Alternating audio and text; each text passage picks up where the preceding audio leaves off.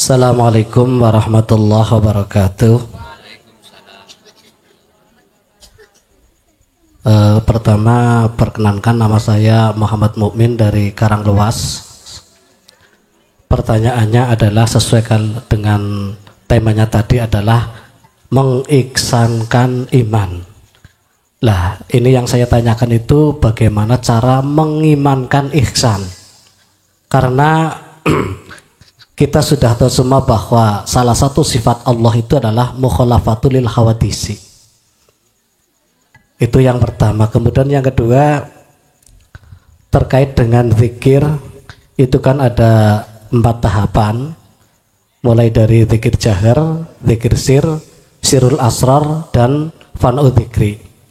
Pertanyaannya adalah, apa itu zikir sirul asrar dan sejauh mana kita mengamalkannya atau sudah mengamalkannya?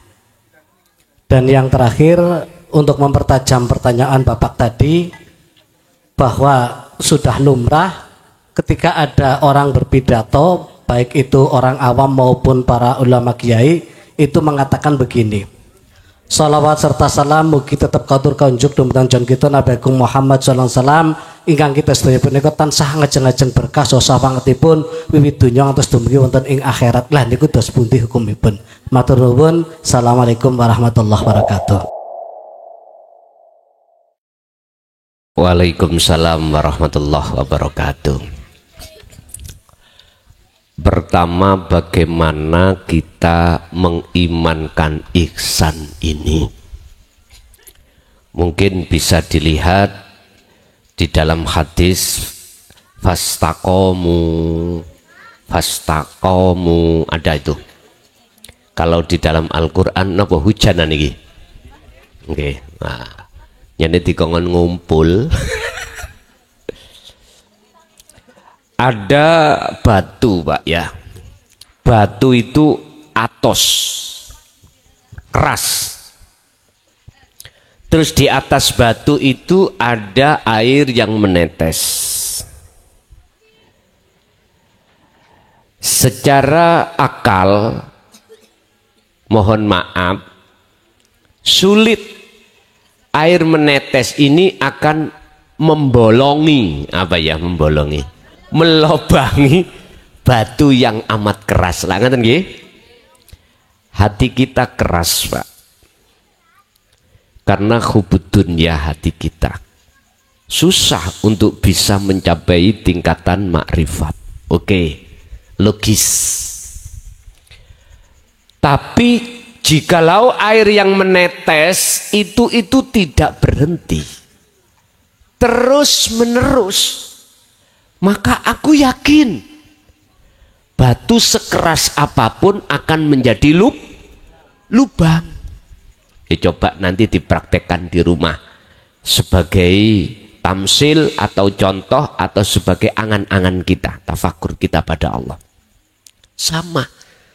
Bagaimana ihsan kita betul-betul hakul yakin. Tidak hanya nurul yakin, hakul yakin. Jalan satu-satunya adalah zikron kathiron. Bahkan dalam surat Al-Insan Allah jawab, wadhkur isma rabbika bukrata wa asila wa minal laili fasjud lahu fasabbihu lailan tawilan. Pagi sampai sore Muhammad, bahkan malam yang panjang, tetaplah kau itu menyebut nama Allah. Artinya cara hati jenengan diperintahkan untuk selalu ingat pada Allah. Betul, memang ayat ini mukhotobnya terhadap Ka Muhammad, tapi aslinya juga terhadap kita sebagai umat. Sebab wahyu per wahyu itu memang diturunkan terhadap Kanjeng Nabi, tapi untuk kita. Ada, Pak, sebab orang yang beriman itulah untuk Kanjeng Nabi aja. Mohon maaf, malam ini saya klarifikasi, walaupun mukhotobnya itu kembali kepada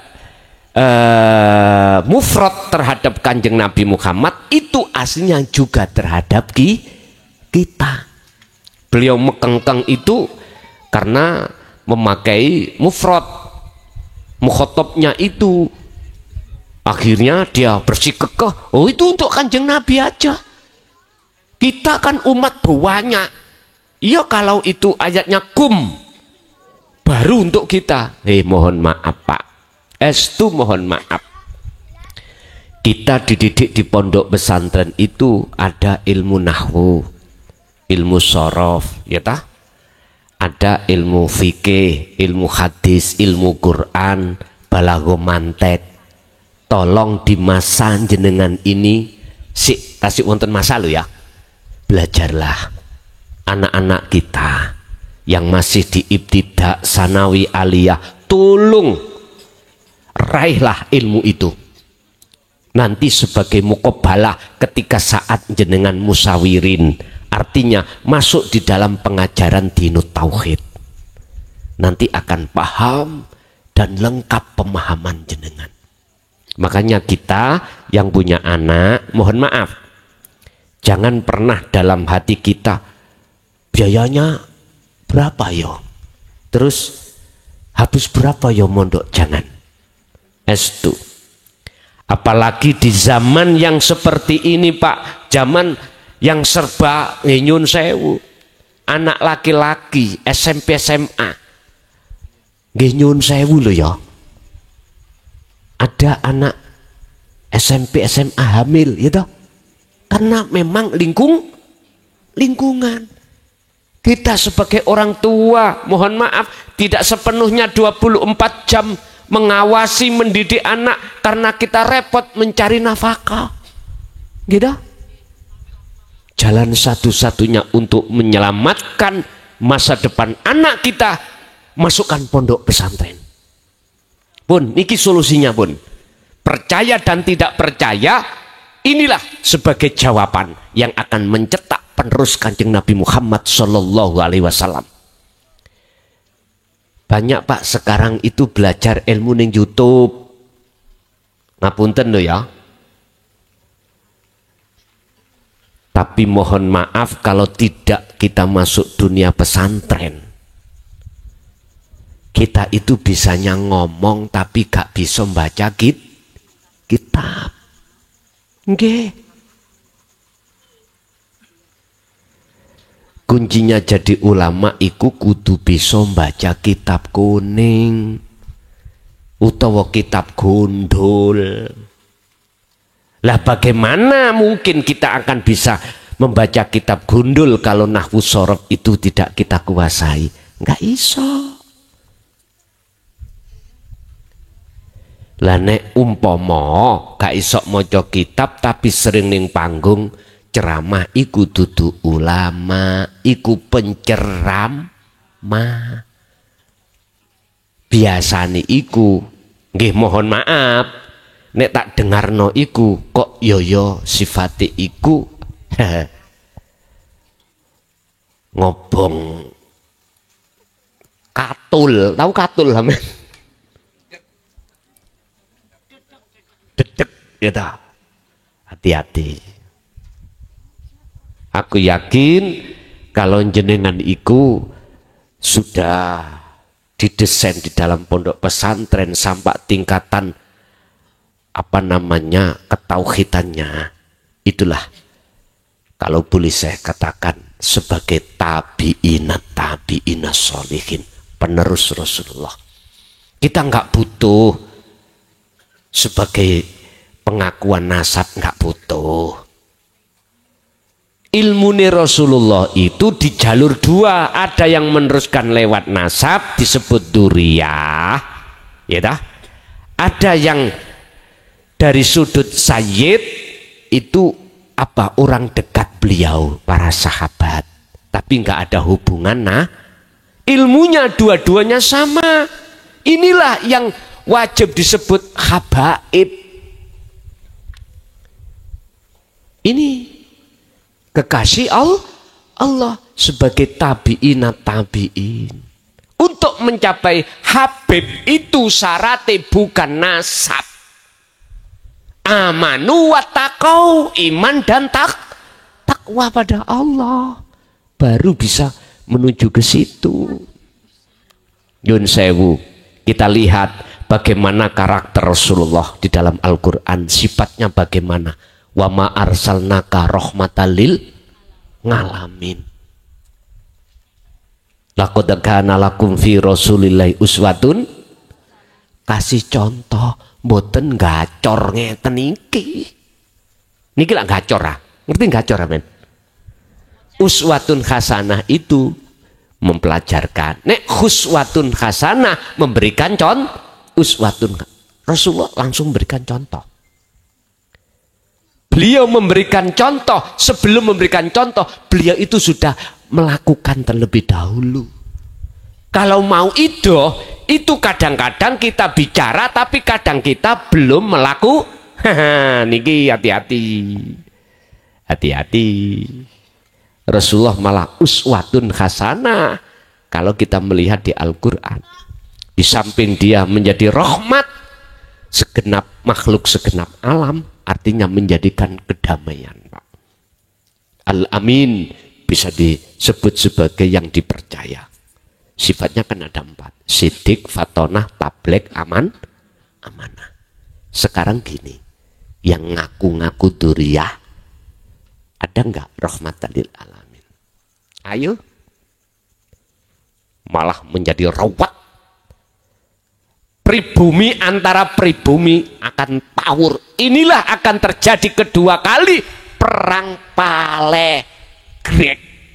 Mungkin sejarah jenengan sekolah biyen dulu ada kan perang Palegrek antara saudara pribumi dengan pribumi. Pribumi yang menganut kiai-kiai desa, pribumi yang menganut yang terusih habaib. Nanti dilihat apakah terjadi dan kapan ini terjadi. Kemarin sudah mendeklarasikan akan di nyun sewu ya, terapi tegangan. Hati-hati. Hati-hati. Mohon maaf, kita mengantisipasi ke sana. Bagaimana pribumi tidak bisa diadu domba.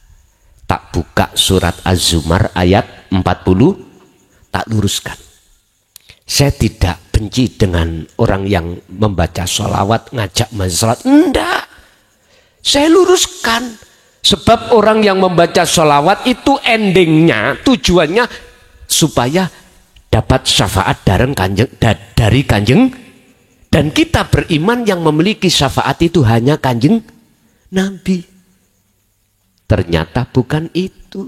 Itu milik Allah yang dilewatkan kanjeng Nabi untuk kita. Berarti syaratnya kita membaca sholawat, wajib imannya syafaat itu datangnya dari Allah. Dari Allah. Bapak Ibu, kembali kepada pertanyaan pertama tadi. Untuk mengimankan ihsan, jenengan fastaqomu, teruskan oleh berzikir. Zikir yang mengingat Allah. Sebab Allah sudah menyatakan ala bidzikrillahi tatmainnul qulub. Ingatlah, hanya mengingat kepada Allah, jiwamu akan damai. Ini. Yang kedua, bagaimana kita itu di dalam dzikir itu bertahap, sampai di mana tahapannya sirul asraf. Pun saya melihat di sini, mungkin bisa dibuka di dalam kitab Hikam.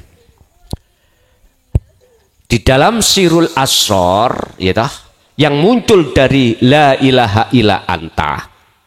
Sirul asror itu apa?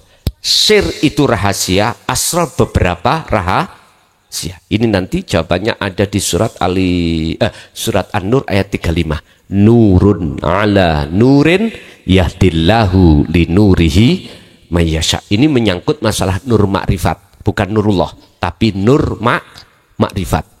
Yang nur makrifat itu dari Nur Muhammad. Pun ngeten.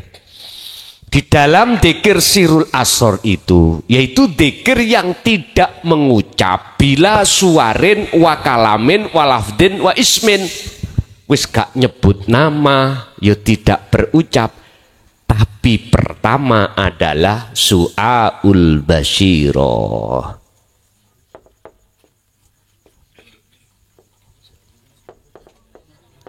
Apa su'aul basyirah? Merasakan kalau Allah hanya ilahun wahid, hidup kang sejati, yaitu Allah subhanahu wa ta'ala. Di dalam diri kita dan di luar diri kita lah sang yang berperan. Segala hal apapun yang muncul dan timbul itu sumbernya dari Allah subhanahu. Allahu khalaqakum wa ma ta'malun. Allah yang menciptakan seluruh makhluk. Wa ma lan opo tak maluna kang doa gawe sira kabeh iku sangka Gusti Allah, bukan dari kita sendiri. Artinya kita harus mengasah terus zikir su'aul basyirah, rasa tadi, rasa dalam hati. Rasa itu apa? Iman. Kita harus terus mengasah iman itu setiap saat dan waktu. Contoh, waktu sholat. Sebelum kita takbiratul ihram, hati sampai harus yakin atau merasakan. Bisanya Anda takbir itu karena ada yang mentakbirkan. Tidak bisa takbir sendiri. Inilah kata Nabi Musa di dalam surat Al-Baqarah ayat 54. Innakum dolamtum anfusakum bittikhadikumul ijlah. Hei kaumku, sesungguhnya kau telah dolim pada Allah. Bentuk dolim pada dirimu sendiri. Rupanya apa? Bittikhadikumul ijlah, menjadikan anak sapi sebagai sesembah. Artinya nyun sewu, atiku mau iman, sukaria, bersukaria terhadap sapi mau. Artinya gambar sapi ada di dalam hati. Bittikhadikumul ijlah, dengan bentuk kamu telah menjadikan anak sapi menjadi sesembahanmu. Iki kacamata hakikat, bukan syariat. Bukan sapi pedet-pedet wujud mboten. Apa? Ning ati ono rasa iman bahwasanya sing ngaji metu iki teko klason. Atiku ngunu, berarti sama halnya saya menyembah pedet. Tahu pedet nih? Pedet itu anak sapi. Bagaimana caranya kita itu untuk bertobat? Fatubu ila bari'ikum, dengan cara faktulu anfusakum, lepaskan rasa keakuan dalam dirimu itu yang melakukan, dilepas. Inilah maksud su'aul basyirah. Ini sama halnya su'aul basyirah itu ada di surah Al-Ankabut ayat 5. Allah dawuh, mangkana yarju liqa Allah fa inna ajalallah la'at.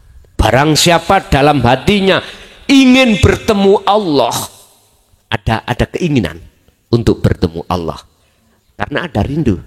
Mengapa demikian? Karena jenengan sudah mendapatkan guru akhirat dan diwejang ilmu untuk mengesahkan Allah. Mesti rindu sampean untuk selalu bertemu Allah. Waktu sholat pingin ketemu Allah. Barang siapa di antara kamu sekalian ingin, dalam hatinya ada keinginan, harapan untuk bertemu Allah, fa inna ajalallah la'at. Allah berjanji. Nih, niki sampean kecoi. Allah berjanji pertemuan mesti terjadi. Allah berjanji dalam waktu yang sudah Allah tentukan pertemuan itu terjadi. Entah ketika sholat, entah ketika zakat, sedekah, puasa, haji, atau kerja, atau waktu makan, atau apapun. Tandanya bertemu Allah tadi. Ada 3 hal tadi yang saya katakan di depan. Apa? Dalam hati sudah lepas keakuan diri. Nomor 2, dalam hati muncul akunya Allah semuanya yang melakukan. Yang ketiga adalah hati terasa damai. Kalau ini sudah sampean pupuk terus sampean bangun su'aul basyirah, maka lanjut yang kedua, tahapan di sirul asra yang kedua, ainul basyirah. Apa? Bertemu. Melihat itu satu paket dengan bertemu. Syariat saya dari Mojokerto ke sini numpak mobil. Torikohnya jalannya tol. Hakikat tujuan bertemu jenengan. Kalau sudah sampai ke sini bertemu jenengan, inilah makrifat. Syariat sampean bertemu Allah apa? Ilmu. Udah disampaikan. Terus torikohnya semua aktivitas ibadah murni atau tidak? Yoiki torikoh sing mutasil yang dilakukan Kanjeng Nabi. Wis tak kandhani. Rasulullah pada saat itu segala ibadah baik murni atau tidak murni beliau jadikan sebagai jalan untuk bertemu Allah. Ini hakikat. Ini torikoh maksud saya. Lah hakikatnya tujuannya adalah bertemu Allah. Berhubung ilmunya sudah disampaikan, otomatis dalam diri hati jenengan ada keinginan bertemu Allah. Ketika saat sudah bertemu, maka disebut ainul basiroh, melihat wujudnya Gusti. Terus pertanyaan nih, bertemu atau melihat wujudnya Allah itu apakah sirroh? Hamba iki mang yang melihat wujudnya Allah? Bukan. Bingung iki ngajin itu untuk kuno bingung iki. Syekh Ibnu Athaillah kalau mendefinisikan bertemu Allah iku ngene.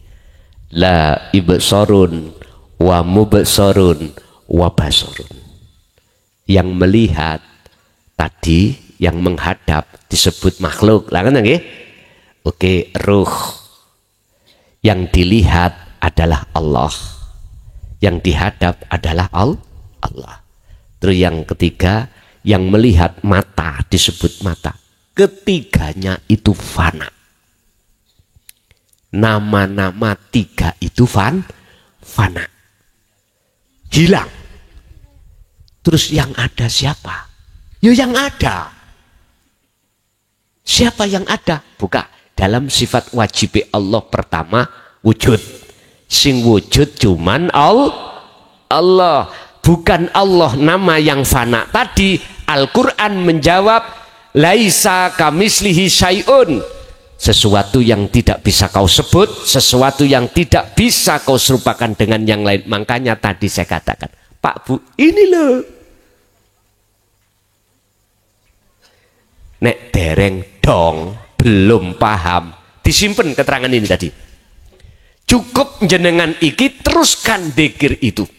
Walaupun dzikir sampean belum kemakrifatan, lakukan terus dzikir. Dalam satu makalah Syekh Ibnu Athaillah dawuh, la tatruk adzikra. Tolong dzikir itu jangan tinggalkan. Walaupun li adami hudurika ma'allahi ta'ala bihi, walaupun dzikirmu belum bisa khudur ainul basyirah ketemu Allah, dzikir su'aul basyirah itu tetap harus jenengan lakukan. Dzikir rasa itu. Don iki gampangane air yang netes, walaupun air walaupun belum bolong, namanya batu yang keras, jangan pernah berhenti olehnya netesnya air. Terus neteso. Terus. Nanti pada waktu yang telah ditentukan, bolongnya atau lobangnya itu mesti terjadi. Urusan bolong itu urusan Allah. Sing penting jenengan iki ra tinggal, tidak meninggalkan dzikir. Dzikir ada jahri Pak, diucap di lisan Allah. Dzikir sirri Pak, hanya diucapkan di hati Allah. Yang kedua sirul asor Pak, dzikir yang sudah tidak ngucap, itu yang kita bahas itu. Nanti kalau sudah ainul basyirah itu sudah terjadi, laksana ngene. Yun sewu. Niki napa niki? Penghapus nggih. Umpama penghapus kula tutupi, wujude nyata mboten? Mboten. Sampeyan tak kasih tahu, Bapak Ibu, Subhanalladzi asra bi 'abdihi lailan. Dat yang maha suci hidup yang memperjalankan jenengan itu ada di dalam dan di luar jenengan. Wujudnya Allah itu sampean beriman. Sama dengan Bu, di dalam kubeluk itu ada penghapus. Jenengan sudah iman. Oh ya. Oke. Sampean jangan berhenti di sini. Jenengan harus fal ya'mal amalan sholihan, harus ada tindakan bagaimana caranya kabar yang saya terima dan saya yakin itu menjadi hakul yakin. Tadi nurul yakin, nur cahaya yakin, keyakinan, sampean sudah ada keimanan. Aku percaya semua itu Allah. Tapi aku belum ketemu Allah. Belum nyoto Allah bagi saya. Karena sebab ada tutup. Bukan Allah itu bisa ditutupi loh Pak ya. Yang ditutupi kita yang tertutup. Itu harus dihilangkan. Nah, lewat su'aul basiro. Terus dibangun dzikir rasa itu sampai kapanpun. Kalau itu sudah dengan lakukan terus menerus, maka ainul basiro. Bertemu. Detik-detik dikatakan bertemu itu pada saat waktu detik hilangnya tutup ini. Allahu waliyul ladina amanu yukhrijuhum minadz zulumati ila nur. Al-Baqarah 257. Nyotone Allah di dalam diri jenengan itu bersamaan hilangnya kegel. Lah iki mang ini ki gelap wis. Gak nyoto penghapuse iku gelap. Tatkala cahaya makrifat itu dinyalakan dalam hati jenengan, maka saat itu juga kegelapan terhadap Allah akan dihilangkan. Kalau sudah gini, hakul basiroh yang terakhir. Yang saya ubah menyatakan. Artinya iman sampai tadi penghapus, bisakah diganti? Bu, Bapak, ini onde-onde. Percaya? Tidak percaya. Artinya sampai sudah hakul yakin menyatakan dalam diri jenengan iki keakuan diri hamba itu sudah enggak ada. Tinggal innani anallah la ilaha illa ana fa'budni wa aqimis shalah li dzikri. Toha ayat 14. Sesungguhnya aku itu adalah Allah. Hidup dalam diri jenengan itu loh dawuh, bukan Anda. Kita itu sudah enggak ada, lihat. Mengatakan yo aku iki Allah, ora ono pangeran sing wajib kok sembah kejaba yo aku. Fa'budni, sembahlah aku. Wa aqimis shalah, dan tegakkan salat. Lidzikri, semata-mata untuk mengingat aku, lo aku. La ilaha illallah sudah lewat, la ilaha illallah sudah lewat, anta sudah lewat, ana tinggal aku. Inilah makrifat akhiri fana udzikri. Fana udzikri berarti sudah kefanaan, ingat ikun jenengan wis tidak. Jadi wis gak ngaku-ngaku kalau aku sing eling, kalau aku yang dzikir, aku yang membaca sholawat, aku yang sholat, aku yang zakat, aku yang puasa, aku yang haji, sudah lepas semuanya. Aku makhluk sudah ganti semuanya, akunya ilahun wahid. Itulah yang berperan hanyalah Allah. Inilah tahapan-tahapan dzikir yang terjadi pada diri seorang kekasih Allah. Wis jenengan nek ingin jadi kekasih Allah, monggo sampean lakukan seperti ini. Yang ketiga pertanyaannya lupa. Apa tadi? Mohon izin ngapunten. Mempertajam pertanyaan Bapak tadi itu tentang ketika ada mubaleh atau penceramah itu melakukan bahwa sholat Oh, ngoten. Nggih. Syafate. Nggih. Pun niki saya akan memakai kacamata 2. Ada min dan kacamata plus. Kacamata syariat dan kacamata hakikat. Kalau kacamata syariat itu masih memandang makhluk. Jadi kalimat itu bernuansa syariat. Tapi hati sampean maksudnya Kanjeng Nabi Muhammad itu hidup yang menguasai beliau. Sangat dipahami ya? Sama dengan gini Pak. Secara logika, kalau saya tidak meminum air ini, rasa haus tidak hilang. Lesan syariat saya berkata, hilangnya rasa rasa haus itu sebab saya minum air syariat. Tapi maksudnya air dalam hatiku adalah wujudi Allah. Innallaha bikulli syai'im muhit. Sesungguhnya Allah itu meliputi atas segala hal sesuatu. Lah, ini akan bisa tembus ke wujudnya Allah di dalam setiap makhluk itu manakala kita sudah melakukan tahapan dzikir ini. Secara syariat kacamata nggak apa-apa. Tapi ini akan bermasalah manakala hati kita itu juga mengimani dari makhluk. Sakit dipaham nggih? Dan ini tidak akan bahaya membaca sholawat atau syafaat mengharap dari Kanjeng Nabi apabila itu hanya di lisan, tapi hati panjenengan maksudnya Muhammad itu Allahnya yang menguasai Muhammad. Makanya syahadat kedua, wa asyhadu anna Muhammadar Rasul, dan sesungguhnya Muhammad itu utusan Allah. Muhammad jenengan makhluk. Rasulullah bisanya berdiri rukuk sujud atas dasar perintahi Gusti.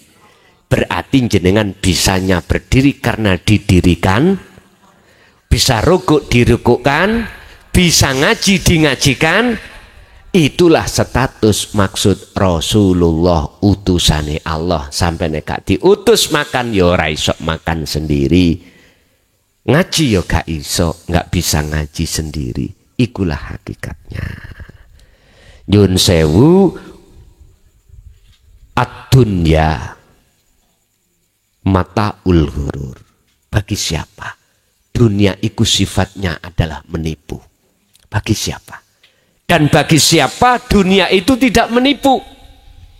Nyun sewu, urusan dohir, urusan dunia ini bagi kita yang belum ilahun wahid, belum bertuhan ke esa, maka akan bahaya.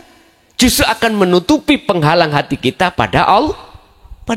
Tapi bagi panjenengan, kalau sudah ilahun wahid, hati jenengan sudah memegang sirul asrar dengan tahapan dzikir mulai syu'aul basyirah sampai hakul basyirah, sugiyo koyo opo, kayao koyo opo, fisik jenengan urusan dunia, urusan istri, suami, anak, harta benda, dan semua itu tidak akan membahayakan jenengan. Justru semua itu akan menjadi kendaraan jenengan untuk berwasilah bertemu dateng Gusti Allah. Tergantung. Yaitu tadi, jenengan syariat tok opo sak hakikate. Kalau syariat tok ya bahaya, kalau sak hakikati sekalian hakikati nggak akan bahaya. Sebab dalam salah satu ayat Allah katakan wabtaghi fima ataqallah darul akhirah. Tolong urusan ruhania, negeri akhirat, raihlah. Satu sisi bagianmu di dunia jangan kau tinggalkan. Bagian dunia berarti syariat, bagian akhirat berarti hakikat. Ini dikatakan juga pada diri Rasul dalam surat Al-Isra ayat 1 yang mengkisahkan sejarah Isra dan Mi'raj. Isra dan Mi'raj. Isra perjalanan dari Masjidil Haram ke Masjidil Aqsa. Iki adalah syariat. Dari masjid ke Itulah perjalanan jenengan di syariat. Tetapi jangan berhenti, harus mi'raj. Perjalanan Rasulullah dari Masjidil Aqsa ke Sidratul, lepas landas cara pesawat, tinggalkan dunia, hati sampai tinggal no kesenangan dunia, walaupun secara jasmani campur dengan urusan dunia, biar nggak terpengaruh ruhaniyah, langsung naik menuju Sidratul Muntaha. Inilah suluk menuju wusul. Maka biar tidak menjadi dunia ini pengaruh penghalang kita pada Allah, sistemnya jadilah kau seperti ikan yang hidup di laut, walaupun airnya terasa asin, ikan itu tidak terasa asin. Artinya dagingnya ikan laut tidak bisa dipengaruhi oleh asinnya air lah. Nggak ada. Ikan laut itu asin. Nggak ada. Sampai mancing, sampai goreng nggak terasa tawar, tidak asin. Aneh, dia tiap saat dan waktu campur dengan air asin tidak terasa. Apa sebabnya? Karena dia hidup. Ikan tahu, ikan tempe, nyun sewu ya, ikan mati ya. Sampai uyai dulu, sampai goreng asin enggak? Asin. Aneh bin ajaib nih. Karena apa? Ikan tempe tahu iku ikan mati. Artinya hati kita manakala kegolong hati yang mati, maka pasti terpengaruh dengan kesenangan dunia. Kalau hati kita tergolong hati yang hidup, nggak akan, Pak.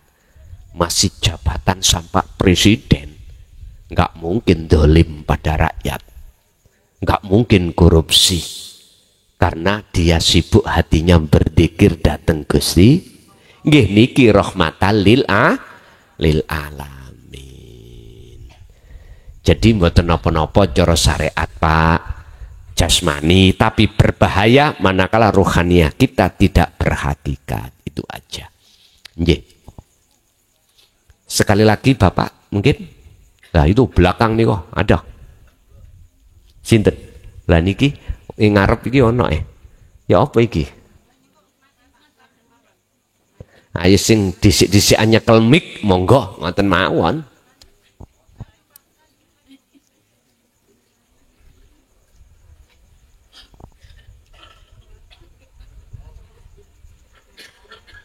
Monggo. Assalamualaikum warahmatullahi wabarakatuh. Waalaikumsalam warahmatullahi wabarakatuh. Nggih, mengki tak tambahi, Pak. Tenang ae. Bonus nggih. Ngapunten Pak Yai. Nggih, jenengan berdiri biar bisa disoting. Badhe tanglet niki. Wau kan Pak Yai ngendikan mun nyampaikan bahwasane sekabeh tingkah laku utawa perbuatan kita itu saking Gusti Allah, saking kersane Gusti Allah. Lah berarti misal kita berbuat keburukan atau kejelekan, entah itu nyolong, terus mendem, terus nopo mawon sing tersesat, niku termasuknya kan saking Gusti Allah. Niku pripun Mbak Yai? Nggih. Niku mawon pun. Nggih. Nggih. Inilah kiai sak donya gak iso jawab. Kecuali sing jawab Allah baru bisa. Artinya apa? Di dalam Al-Quran hujahnya ada. Jikalau baik datangnya dari Allah, jikalau jelek dari nafsumu sendiri. Ini dipandang syariat benar, supaya kita biar tidak condong ke pekerjaan maksiat. Sekalipun yang menguasai di situ Allah. Kalau kita itu memandang dari syariat, bingung Pak. Kiai syariat nggak berani mengatakan iku songko Gusti Allah. Mesti mengatakan nafsu, karena memang beliau punya dasar hujah Al-Quran. Terus kalau kita tarik dari kacamata hakikat, berarti ada penguasa dua. Allah dengan nafsu dalam diri kita. Lah ngoten nggih. Padahal hakikat itu memandangnya itu ilahun wahid, ketunggalan. Terus biar gak bingung bagaimana kalau maksiat itu datangnya dari Allah, ya apa iku biar kula saged nrimo. Lah ngoten nggih. Saged memahami. Pun nyun sewu. Bahasa maksiat, bahasa taat itu kan muncul dari syariat. Baik dan jelek. Nyun sewu. Terus siapa yang berkuasa sesungguhnya di dalamnya itu? Tergantung. Kita mandangnya dari mana? Kalau mandang hakikat, hakikat mandang ahad loh Pak ya. Keesaan Allah. Nggak boleh kita mengatakan penguasa dua. Nggak boleh. Walillahil masyriq wal maghrib. Walillahilan iku tetap kedue Allah apa al masyriku utawi sing nguasai jagat etan wal maghrib lan jagat kulon itu hanyalah Allah. Sampai akan paham dan kita tidak akan protes dan tidak menuduh ada penguasa dua manakala kita sudah sampai di hakul basiroh. Kalau belum masih bingung Pak kita. Estu masih bingung. Ingat, di dalam tubuh kita ada segumpal daging. Tatkala itu bagus, maka baguslah semuanya. Jikalau itu fasad, rusak, maka rusaklah semua. Apakah itu? Hadis Rasulullah sahih itulah hati. Terus dinukil oleh Imam Ghazali di dalam kitab Ihya Ulumuddin juz 2 insyaallah kalau nggak salah. Bukan hati maksudnya seperti hati ayam, bukan. Al-qalbu ay ar-ruh, maksudnya ruh. Jikalau ruh kita itu beriman ada dua, bahkan ada tiga, ada empat, maka rusaklah ruh itu. Setelah itu maka rusaklah seluruh perbuatan jasmani kita Pak. Rusak di mata Allah, bukan di mata manusia. Akhirnya jasad kita ini gampang maksiat. Karena kita tidak merasa Allah dekat atau Allah selalu melihat kita. Nyun sewu. Tombok togel niku dosa napa mboten miturut syariat? Larangan apa perintah? Nyun sewu Pak, saya tidak ngomong inisial loh ya. Saya pernah tahun 2001-2002 diparani kiai Pak, ulama, minta nomor. Mohon maaf ya, saya katakan ulama karena pandangan umum dia tukang ngaji. Kebebeng, tahu kebebeng Pak? Keterpaksaan, hutangnya banyak. Niku bilang sama saya, Gus, dudunono meresuk kemis iku piro muncule kanggo nyaur utang tok ae. Saya coba, mohon maaf. Ini tingkatannya kita sebagai tukang ngaji, isok ngaji. Apalagi yang tidak belas, tak gitu toh. Artinya siapapun kita, apapun status kita, kalau belum sampai dzikir sirul asror, su'aul basyiroh, bahkan hakul basyiroh, mesti terbuai Pak, kita itu hati kita. Dengan kebiarin dunia terbuai. Sehingga kita akan buta pada Allah, akhirnya kita akan gampang dan berani berbuat maksiat. Husnul a'mali nata'iju husnil akhwal min qalbin zalihidin. Syekh Ibnu Athaillah dalam makalah perbuatan dohir jasad ini akan bagus itu tergantung sumber yang muncul. Keadaan ruhaniah itu bagus apa ora. Bagusnya hati ruhaniah jenengan yaitu mingkol bin zahidin. Kalau di dalam Al-Quran ini wajah tuwaj ya wajah rasampen menghadap ke wajahi Gusti baru itu benar. Nek wis seperti ini Allah terasa dekat dan Allah terasa selalu melihat kita. Nggak akan Pak kita itu gampang berbuat maksiat. Bapak Ibu, terus bagaimana kita meyakini kalau maksiat itu datangnya dari Allah? Ngeten, jangan dilihat makhluke. Nek sampean lihat makhluke mesti muncul kata-kata mesti muncul kata taat dan maksiat. Coba sampean lihat dari sisi ilahun wahid yang berkuasa siapa? Lah kalau sampean sudah melihat itu barulah kalimat maksiat dan taat itu fana. Sehingga manakala ditarik ke syariat lagi, sebab apa Allah menguasai si A berbuat maksiat, si B berbuat taat, sebab apa? Lah asbabun nuzul akan masuk niki seret sampean tahu jawabane. Oh, mek satu jawabane.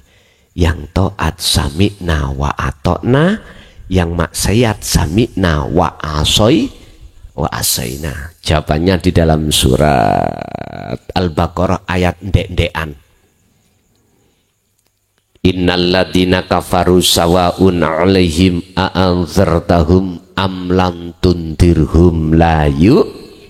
Mereka yang maksiat itu karena dituturi atau tidak dinasehati atau tidak tetap hatinya la yu'minun tidak percaya. Lah maksiat niki sing kula maksud maksiate ati. Maksiate ada dua, maksiate jasad dan maksiate roh. Khusus yang kubahas tadi adalah maksiate roh. Apa maksiate roh? Musyrik, menyentuhkan Allah dengan yang lain. Nek maksiate jasad iki ditoto ning hukum syariat. Wis ngerti iku bojone wong.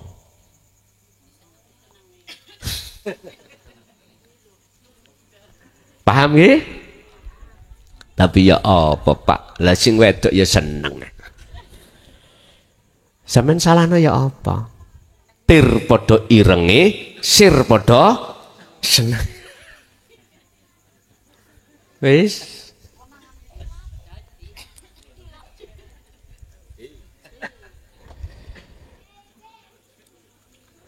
Padahal wong wedok iku akeh sing gak duwe bojo. Iku wae ditulung, sing rondo ditulung. Ngoten nggih? Artinya ditulung itu ya nek nulung ya saanake, Pak. Nulung mbok tok ya sih. Nulung saanake karena dia nggak punya suami, suaminya meninggal. Jenengan seneng mboke yo harus seneng saanake. Ojo mboke tok sakno yati gitu. Nggih. Iku nek jenengan direstui garwa jenengan. Nek gak direstui yo ojo polah. Jangan cari perkara. Ibu, seorang ibu tugasnya adalah melahirkan. Nah, ngaten nggih? Adakah seorang bapak melahirkan? Gak ada. Sampai hadis kan muncul, ya toh? Ibu, kaulah wanita yang mulia, derajatmu dibanding ayah. Kau mengandung lagi. Terus kayak ngoten.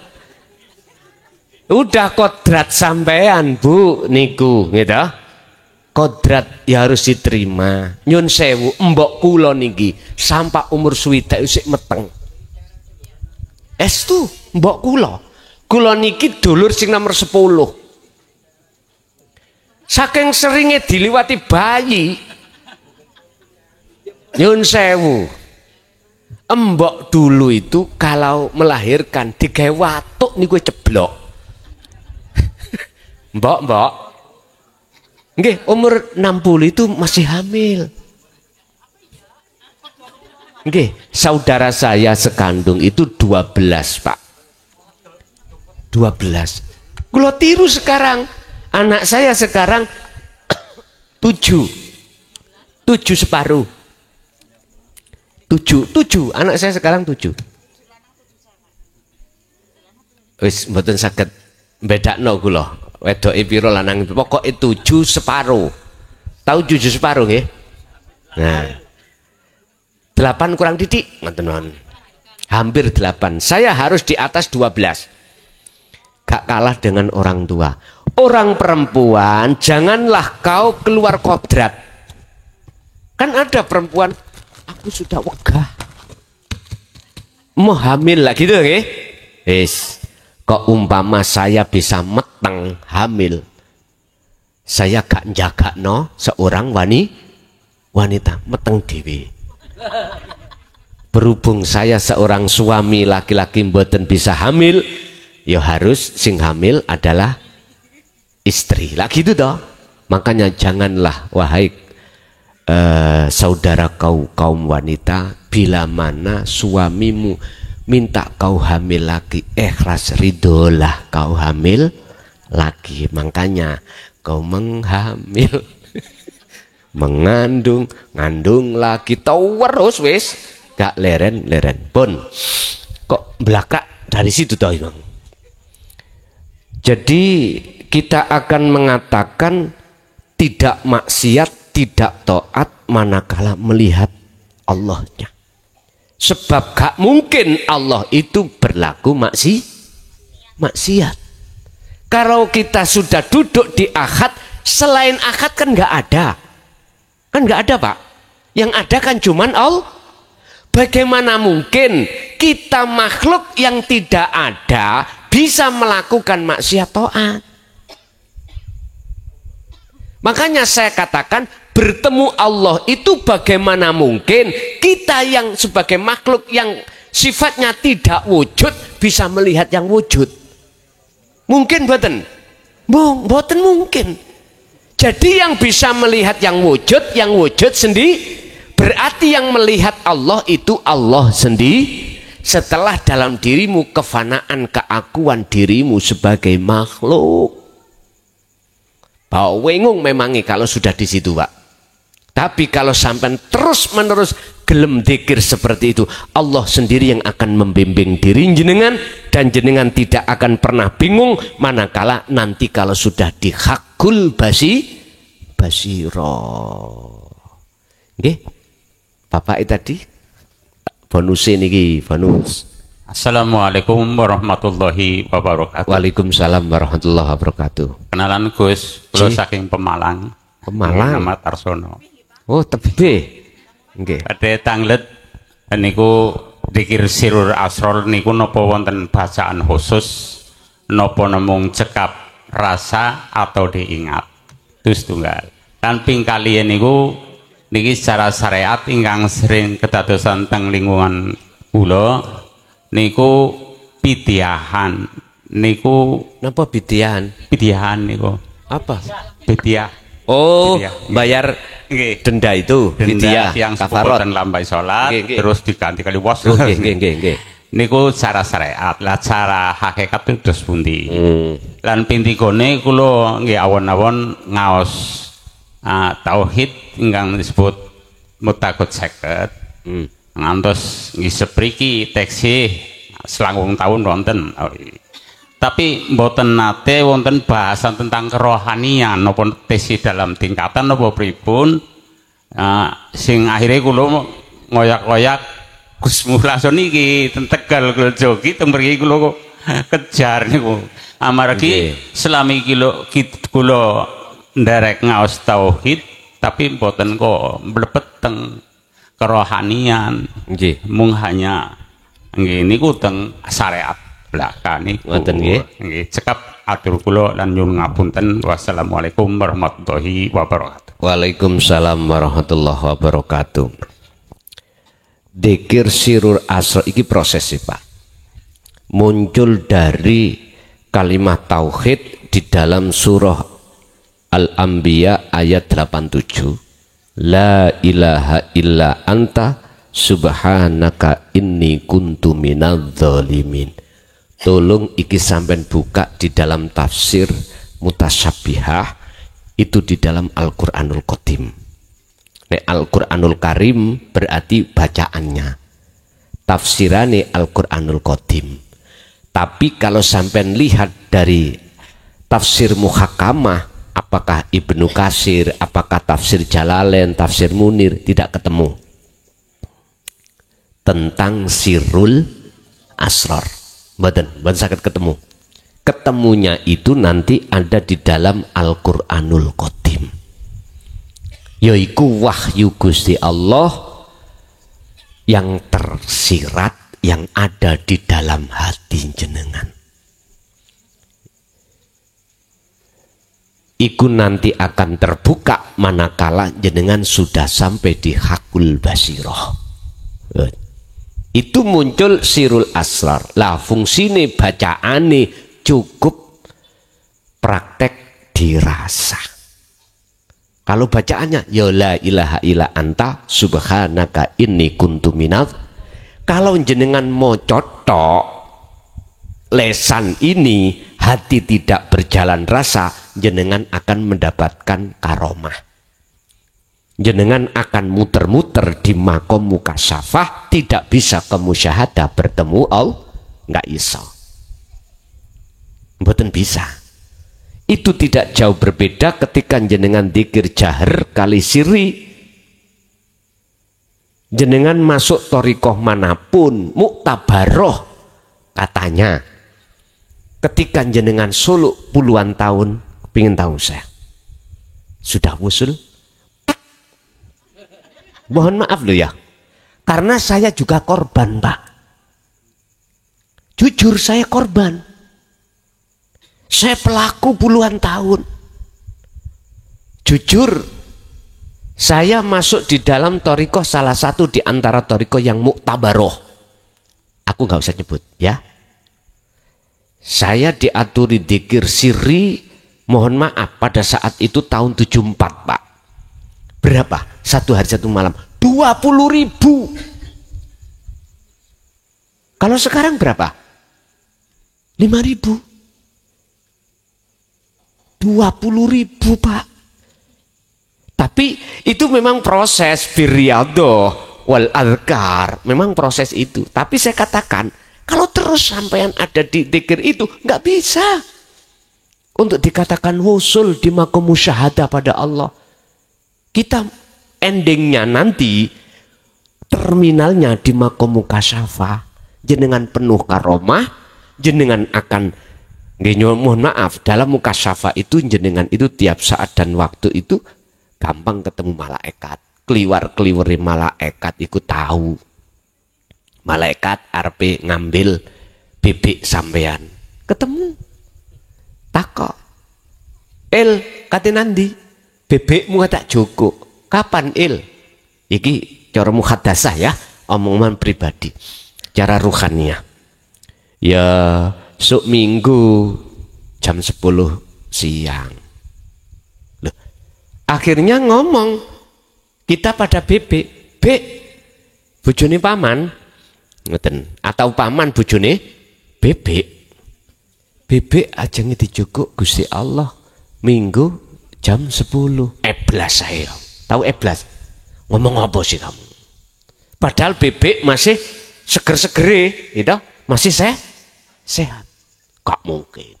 Loh, kejadian sungguh minggu jam 10 itu dia dipanggil oleh Allah, tidur gak bangun.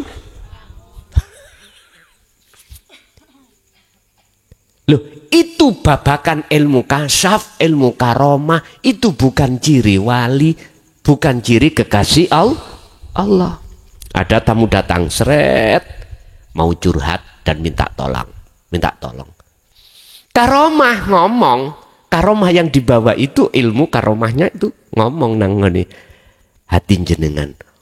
Orang yang datang tamu itu habis tengkar kemarin, mau pisahan, sing laki nempeleng, sing perempuan nyelatu. Begitu masuk, assalamualaikum, waalaikumsalam, duduk, tamunya durung ngomong, langsung jenengan ngomong. Kalau jadi suami laki-laki, kalau nempeling tembok, jangan nempeling istri seorang wanita. Kaget mboten? Kaget. Loh, kok tahu?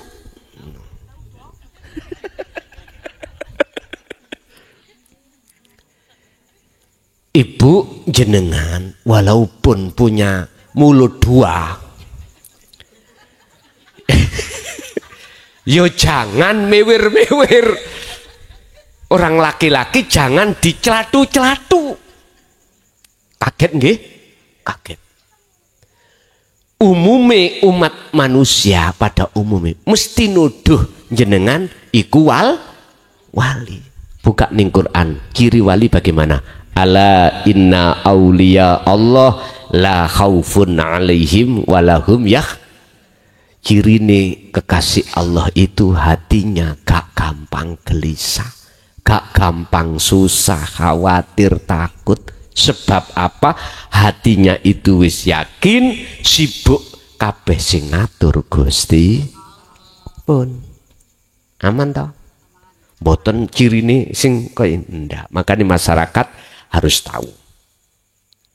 Jangan didik-didik orang yang sudah tahu perkara yang akan terjadi. Oh itu wali, karomah, kewalian. Bukan. Tapi juga ada kekasih Allah itu dibonusi Allah karomah. Tapi karomah itu bukan tanda kewalian seseorang terhadap Gusti. Balik pada Quran.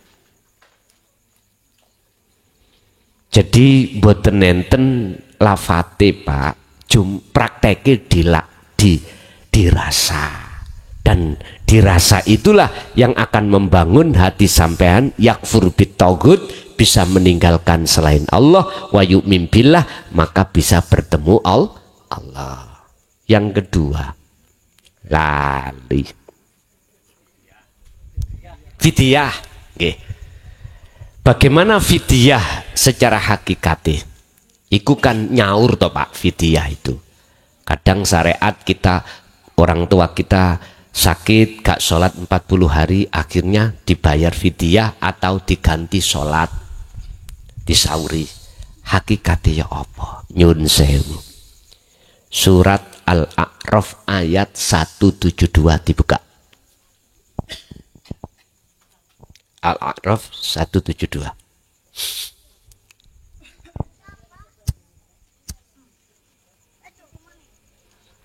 Wis tah pawenan nek ngaji ana kitab ini nggih. Sampun Bu, ketemu? Dereng. Paketane lemot. Alastu bi rabbikum qalu bala syahidna. Ruhaniyah sampean kali kula waktu di zaman ajali sebelum dunia didadekake iku sudah punya teken janji pada Allah. Salat iku wajib toh? Wajib. Hafidu ala sholawah wa sholatil wusta wa kumulillahi qanitin. Perjanjian. Muhammad 5 waktu, nggih 5 waktu. Di situ Allah katakan, betulkah ruh al-arwah, aku Tuhanmu? Tetapkah kau bercinta, menyembah, memuja, memuji hanya padaku? Jenengan jawab teng mriku qalu bala syahidna, qalu mongko padha jawab sapa arwah bala injih syahidna, bersaksi, melihat, bercinta, menyembah, memuja, memuji sapa ingsun dateng jenengan. Oke, langsung dicatat, disestempel, tes. Wa nafakhtu, kemudian lalu ditiupkanlah roh itu terhadap jasad. Disitulah Bapak Ibu nikmatul ijad sudah Allah laksanakan. Nikmat di mana penciptaan jenengan kali kula sebagai makhluk. Lalu Allah juga menyiapkan nikmatul imdad, kelangsungan kehidupan, kebutuhan jasmani dan rohani. Jasmani kita waktu di kandungan, vitamin dilewatkan ibu. Lah ngoten nggih. Bapak yang kerja, ibu ya yang hamil, yang mama kasih makan bayi di dalam kandungan. Jangkep 9 bulan lebih. Mohon maaf Bu nggih. 2 kates luru, 2 monyor-monyor. Tahu monyor-monyor? Penuh dengan ASI. Monyor-monyor penuh asinya. Itu loh namanya kalau Jawa Timur monyor.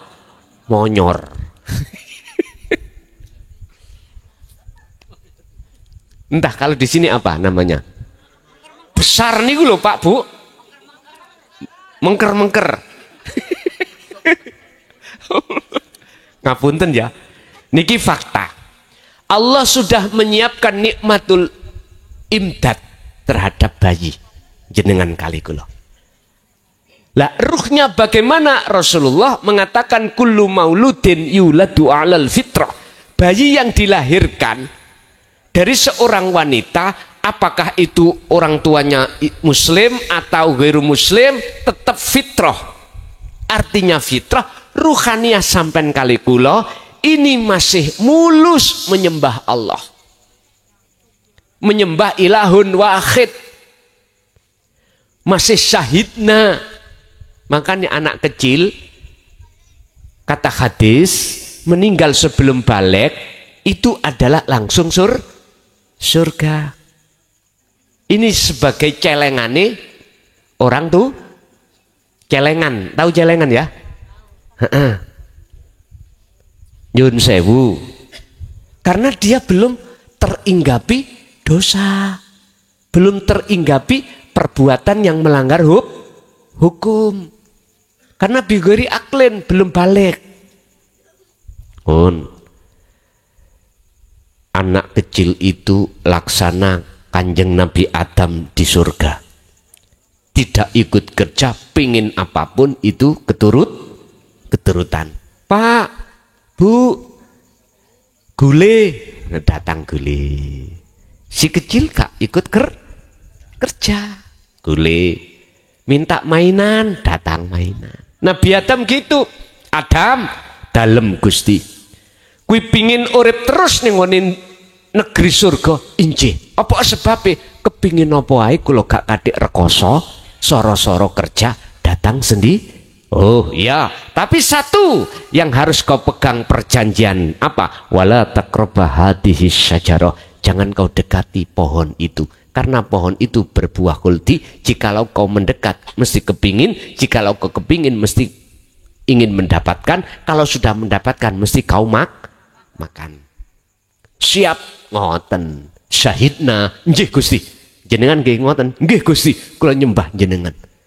Tapi ketika akil balik datang, laki atau perempuan, akil balik sing laki cari gendaan, cari pacar, sing istri memeti, langan ini. Makanya jangan heran ada anak SMA, anak SMP hamil, karena dia sudah balik. Artinya kita semua Pak, kalau sudah masuk dalam balik, akil balik, nafsu itu masuk, jeret, nyodorkan buah khuldi. Ketika Nabi Adam mendekat, enak be, kok anget. Terus wis kedemok, piye rasane? Lah ngoten nggih. Diteruskan. Akhirnya apa? Itu kan sebabnya kan kena daya tipu iblis. Sama jenengan daya tipu nafsu, yaitu kesenangan dunia. Itulah buah huldi hakikatnya. Akhirnya diusirlah Nabi Adam dari surga ke dunia. Kita Pak, akhirnya kita nikah, kita punya anak, kita kerja sorot. Tadi enak-enak jadi anak kecil, lalapo jadi anak kok tadi anak kecil terus gitu. Enak terus. Udah, ini proses kita. Siapapun kita prosesnya seperti ini. Bahkan nenek moyang kita Nabiullah Adam juga begitu. Yang penting dawuh Gusti Allah yang terakhir, kembalilah pada Allah dalam keadaan fitrah. Adam dalam enakan ing dunya sora Gusti pingin balik nang negeri asalmu, inggih fatalaqa Adamu min rabbi kalimatin fataba alai. Ono syarat Adam napa? Trimon kalimat iki. Pundi yang dimaksud kalimat la ilaha illa anta subhanaka inni kuntu minadz. Baru kalau sudah diterima diamalkan bisa la ilaha illa ana. Nabi Adam menerima kalimat ajaran nih Kanjeng Nabi bagi kita di jalur dinu tauhid. Inilah maksudnya kalimat atau wahyu. Wis dilakukan baru bisa. Jadi kembali kita, sebelum kita kembali dalam kematian secara syariat, itulah sak bejo-bejone wong sing paling bejo, yaiku ya wong kuwi tatkala ning donya dheweke sudah bertemu Gusti Allah. Jadi pertama fidyah tadi adalah sampai niku setelah meninggalkan perjanjian sampean. Berapa tahun? Kita sampean hitung dewi. Mulai akil balik lho. Terus bagaimana caranya kita menyaur dari fidyah yang kita tinggalkan? Sampai buka di dalam surat Ali Imran ayat 31 tadi. Wa yaghfir lakum dzunubakum. Itu akan diampuni Allah manakala jenengan ini, kata Rasul, fattabi'uni, ikuti aku, ajar aku di dinu tauhid. Falyakmal amalan solihan, lalu lakukan. Jadi kita jangan ngikuti syariat tok Pak, tapi juga harus mengikuti hakikatnya yang pernah dilakukan oleh kanjeng Nabi. Umume umat Islam iku ngikuti nglakoni syariatnya saja, tapi hakikatnya rohania kita no, tidak. Inilah sebetulnya yang dikatakan meninggalkan kewajiban, meninggalkan perjanjian kita pada Allah. Udah, niku tok mau selesai.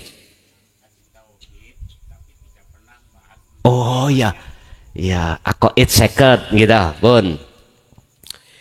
Ini saya kaji setiap tahun, tepatnya di bulan Ramadan.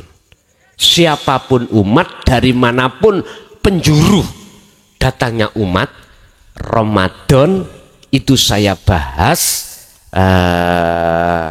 akoid seket iki, atau sifat wajib Allah dan wajib manusia atau Rasul, saya bahas komplit di bulan Ramadan. Boleh mengikuti langsung di pondok, boleh lewat live. Memang Pak, kebanyakan itu hanya disampaikan secara syariat. Padahal mulai dari sifat wajib Allah 20, mohal 20, di situ kan ada sifat nafsiyah, sifat salbiyah, ma'ani dan maknawiyah, ya toh? Semua komplit itu mestinya pendidikan rohaniah. Entah beliau-beliau tidak menyampaikan, itu saya juga tidak tahu alasannya. Yang jelas kalau sudah kita membahas wujud, itu pembahasan rohaniah, bukan jasmaniah. Walaupun di dalam sifat ma'ani 7 itu kudrat, iradat, ilmu, hayat, sama, basar, kalam, Itu nang ruhania. Makanya ini saya bahas hanya ada di bulan Ramadan setiap tahun. Kalau tahun depan itu saya masih diizini Allah untuk membahas, saya bahas. Jikalau saya belum digimkan, dipensiunkan, pasti akan kami bahas. Sampai bisa mengikuti langsung ke pondok, di sana sampai hanya berangkat orang tok dengan pakaian udah gratis, dahare gratis, tileme pun jenengan tinggal ngurungokke ngaji, udah terus melakukan kholwat, monggo. Terus bagaimana kita yang ngaji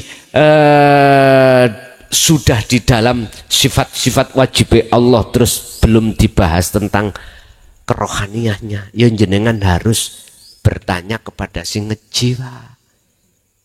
Tanya, jenengan harus tanya. Dari kerohaniahnya itu keterangan wujud yang bagaimana, kidam bagaimana, mukhalafatu lil khawadisi qiyamuhu binafsihi sampai mutakaliman. Sifat mukhali Allah, sifat jaisi Allah, sifat wajibi Rasul, mukhali Rasul, jaisi Rasul, akhirnya lengkap 50. Niku saya bahas setiap tahun itu cuman di bulan Ramadan. Inilah modal pertama sebagai dasar tauhid untuk pengembangannya itu adalah di dalam ilmu tasawuf lainnya. Mukobalahnya terserah, kitab hikam boleh, Jami Usul Aulia monggo, banyak kitab-kitab yang berversi tasawuf. Fatkur Robani ada, sakerso jenengan. Nggih. Wonten malih niku cukup. Pun Bapak Ibu, ada yang tanya Ibu? Oh sudah. Oh diwakili Bapak Maaf ini Pak, mau tanya. Iki bonusi loro lah. Nggih. Seperti ini yang ditanyakan tadi. Nggih. Ini butuh jawaban. Nggih. Karena di kampung-kampung itu banyak orang-orang yang nggak sholat kok mau dipidai. Itu gimana jawabnya, boleh enggak? Sudah. Enggak sholat kok difidyai gitu. Yes. Kalau bahasa syariat tentang fidyah, apapun ilmu syariat itu khilaf. Beda madhab, beda pandangan. Kalau saya menjawab secara syariat, mohon maaf, wong madhab iku nggih kathah, nggih sakersa. Boleh, karena dia awalnya juga bersyahadat, cuman belum beriman. Cara bahasa syariat, ya ta? Tapi kita tidak tahu ruhaniah beliau mungkin lebih dekat pada Allah daripada kita. Mohon maaf loh ya, mohon maaf. Kadang-kadang ada seseorang itu untuk mencapai kepada Allah itu kan ada sistem dua Pak, wasilun dan majdubun. Kalau wasilun secara jasmani taat hukum syariat. Ruhania berhakikat gandeng renteng, indah. Cara orang berjalan kaki kiri juga kaki kanan. Kalau majdubun boten syariate saenake dhewe, tapi ruhaniahnya itu selalu berdik. Orangnya disebut jadab, gendeng. Lah kita kan tidak tahu. Dari pandangan lahir kita, dia tidak pernah tapi KTP-nya terus sebagai ahli waris kita sebagai anak, apakah boleh memfidyahkan pada orang tua padahal orang tua nggak pernah boleh. Pandangan syariat boleh, silakan. Terus bagaimana secara hakikat? Apalagi sing penting iku syarate awalatun solihun yada'ulah. Kirim dungo ibadah sing diterima itu ibadah sing bersumber dari hati yang jahidin, hati yang makrifat dateng Gusti. Buka surat Al-Maidah ayat 27. Allah katakan, Al-Maidah 27 potongan. Ini mengkisahkan Habil dan Qabil ibadahnya. Innama yataqabbalullahu minal muttaqin. Sesungguhnya ibadah apapun yang diterima Allah adalah ibadah yang bersumber dari hati yang takwa, bukan nasab, durya, bukan, hati yang bertakwa. Apa sih takwa?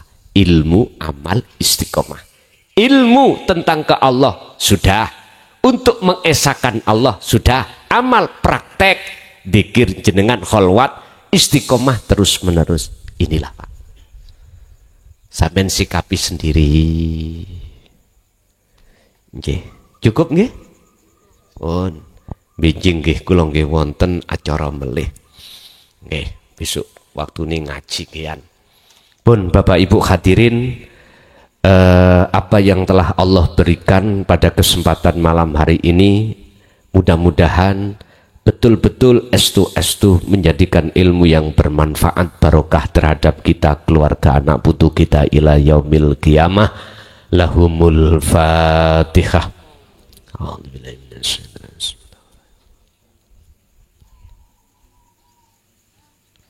Allahumma salli wa sallim ala sayyidina Muhammad. Alhamdulillahi rabbil alamin. Allahumma sallimna wal muslimin min afadid dunya wa adzabil akhirah, wa ila auladina wa azwajina wa dzurriyyatina wa ahli baitina. Allahumma ya fattahu ya alim, iftah lana bi futuhil arifin wa ilaihim. Allahumma barik lana ya Allah jami ahwalina wa ilaihim. Allahumma ya Allah yassir lana fi kulli umurina fid dini wad dunya wal akhirah wa ilaihim. Allahumma nawwir qulubana ya Allah binuri ma'rifatika wa ilaihim. Rabbana atina fid dunya hasanah wa fil akhirati hasanah wa qina adzabannar. Wa sallallahu ala sayyidina Muhammad. Alhamdulillahirabbil alamin. Al-Fatihah.